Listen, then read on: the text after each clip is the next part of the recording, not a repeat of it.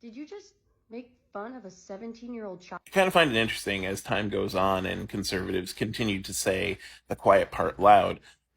We learn more and more about what this divide really is, right? It's bullies, right? It's people who never stopped being bullies against the people that they bully. And so when these conservative pundits post these clips of like conservatives yelling at 17-year-olds, at 12-year-olds, they think that's good optics because they only know one way to resolve conflict, and that's by bullying.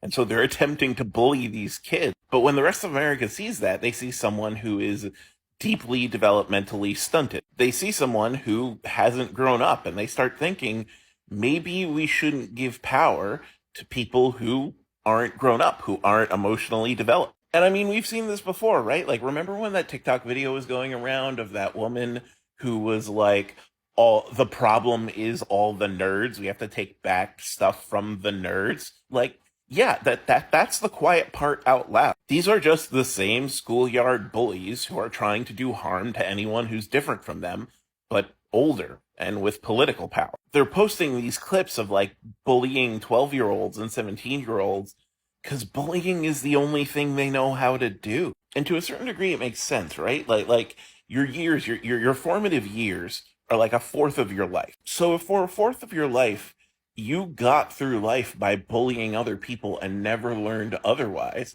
I guess as an adult, you'd think the same thing. And if you entered into a world that suddenly really frowns upon that bullying, I guess it would be culture shock. And I guess that's the war they're fighting. They're fighting to make it acceptable to continue to bully people who are different from them well into their adulthood. It's kind of sad. It's dangerous. It's still very dangerous, and we need to fight against it.